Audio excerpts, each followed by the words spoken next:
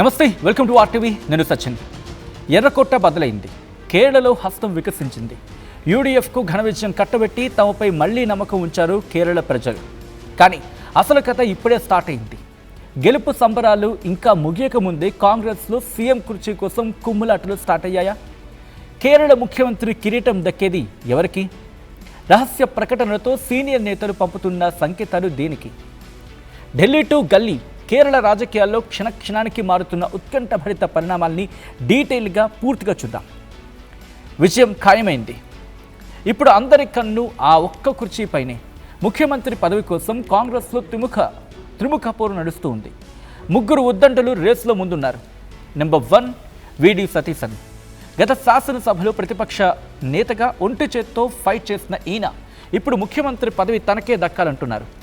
సతీశన్ అంత సులభంగా వెనక్కి తగ్గే రకం కాదు. ఇది నేనంటున్న మాట కాదు, కాంగ్రెస్ వర్గాల్లో చాలా గట్టిగా గుసగుసలు జరుగుతూ ఉన్నాయి. ఇక్కడ గుసగుసలు వినిపిస్తూ ఉన్నాయి. దానికి తోడు అత్యధిక ఎమ్మెల్యేల మద్దతు కూడా సతీశన్కి ఉందనేది inside talk. Satheesan Kerala students union అధ్యక్షుడిగా పనిచేశారు. రాజకీయాల్లోకి రాకముందు ఆయన హైకోర్టు అడ్వకేట్గా కూడా ఉన్నారు. ఎన్ఎస్యుఐలో కూడా కీలక బాధ్యతలు చేపట్టారు. ఆయన ఫస్ట్ టైం అంటే 2001లో కేరళ శాసనసభకు పరవూరు నుంచి పోటీ చేసి విజయం సాధించారు. అక్కడి నుంచే వరుసగా 5 సార్లు ఎమ్మెల్యేగా గెలుస్తూ వస్తున్నారు ఆయన.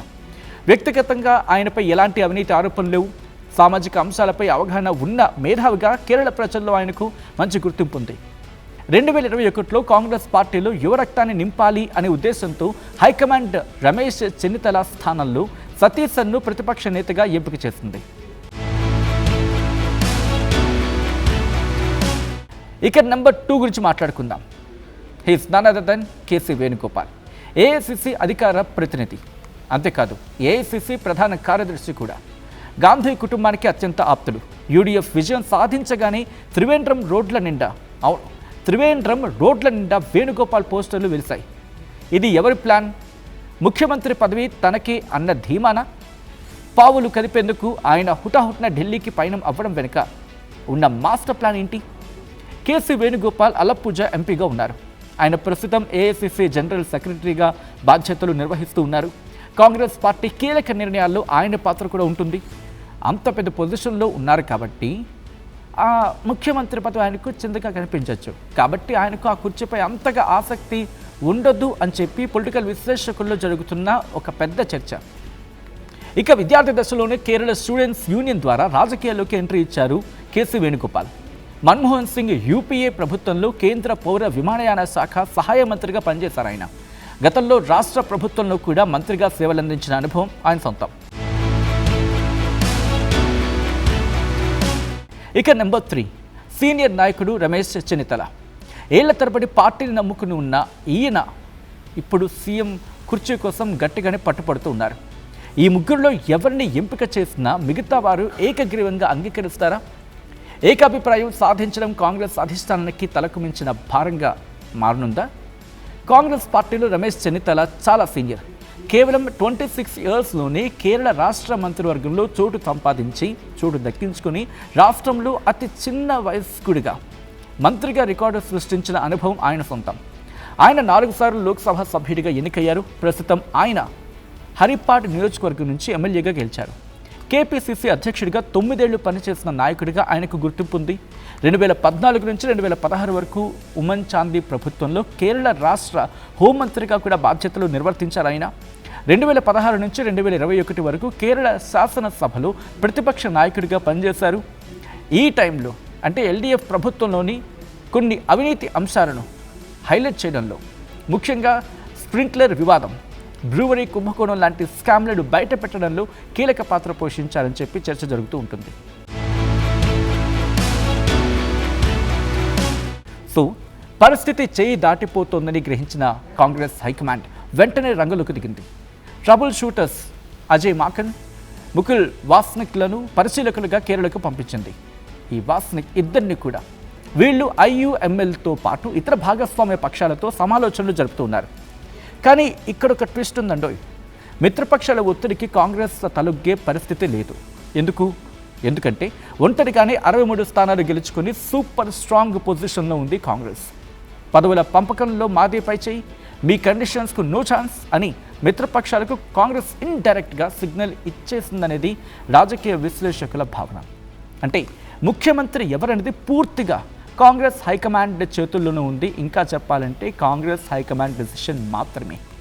ముగ్గురు నేతల మధ్య కుర్చీ ఫైట్ నడుస్తూ ఉంటే సడన్గా తెరపైకి వచ్చారు శశి థరూర్. కాంగ్రెస్లో నాయకత్వ అనిశ్చితి కొనసాగుతున్న వేళ కౌంటింగ్ రోజున ఆయన చేసిన వ్యాఖ్యలు రాజకీయ వర్గాల్లో బాంబు పేల్చాయి. మీరు కేరళ సీఎం కాబోతున్నారా అని మీడియా సూటిగా ప్రశ్నిస్తే థరూర్ ఇచ్చిన సమాధానం ఏంటో తెలుసా?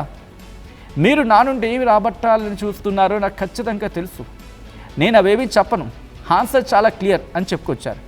విన్నర్గా ఏంటి ఈ మాటల అర్థం? తాను సీఎం రేస్లో ఉన్నారని చెప్పలేదు, అలాగని లేనని చెప్పలేదు. అడిగిన ప్రశ్నకు సమాధానం అవునని కాదని చెప్పకుండా శశి థరూర్ ఆడుతున్న ఈ మైండ్ గేమ్ ఏంటి? ఢిల్లీ మనసులో ఉన్న ఆ నాలుగో పేరు థరూరేనా?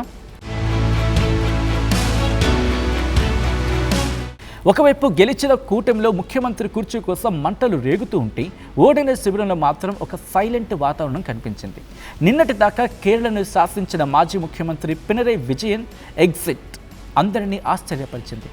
ఎల్డీఎఫ్ పరాజయం తర్వాత కన్నూరు నుంచి విమానంలో తిరువనంతపురం చేరుకున్న ఆయన విమానాశ్రయం నుంచి తన అధికారిక కాన్వాయ్లో వెళ్లలేదు. బుల్లెట్ ప్రూఫ్ వాహనాలు లేవు, భద్రతా బలగాల హడావిడి లేదు. తన భార్య, కుమార్తె, కొందరు వామపక్ష నేతలతో కలిసి ఒక ప్రైవేటు వాహనం ఎక్కి ఒక కామన్ మ్యాన్లా ఇంటికి వెళ్ళిపోయారు విజయన్. విమానం దిగిన వెంటనే విలేకరులను చూసి కేవలం ఒక చిరునవ్వు మాత్రమే నవ్వారు ఆయన. చేయూపుతూ మౌనంగా వెళ్ళిపోయారు. ఆయనతో మాట్లాడాలని విలేకరులు ఎంత ప్రయత్నించినా కుదరలేదు. ఆయన రియాక్ట్ కాలేదు. అధికారం శాశ్వతం కాదు, ప్రజా తీర్పుకి తలగ్గాల్సిందే అని చెప్పకనే చెప్పారు విజయన్. సో కేరళది అది మ్యాటర్. ఎల్డీఎఫ్ శకం ముగిసింది, యూడీఎఫ్ ఫైట్ స్టార్ట్ అయింది. ఒకవైపు అత్యధిక ఎమ్మెల్యేల మద్దతు ఉన్న సతీశన్, ఇంకొక వైపు ఢిల్లీ పెద్దల ఆశీస్సులున్న వేణుగోపాల్, మరోవైపు సీనియారిటీ నమ్ముకున్న రమేష్ చెన్నితల, మధ్యలో థరూర్. ఈ సస్పెన్స్. కేరళ కొత్త రాజు ఎవరు? పరిశీలకుల రిపోర్ట్తో అధిష్టానం తీసుకుపోయే సంచలన నిర్ణయం ఏంటి? ఈ రాజకీయ చదరంగంలో గెలిచేది ఎవరో తెలియాలంటే ఇంకొన్ని గంటలు వేచి చూడాల్సిందే. అయితే వీళ్లల్లో ఎవరు కేరళ ముఖ్యమంత్రి అవుతారని మీరు అనుకుంటున్నారు? మీ అభిప్రాయం ఏంటి? కామెంట్ చేసే ప్రయత్నం చేయండి.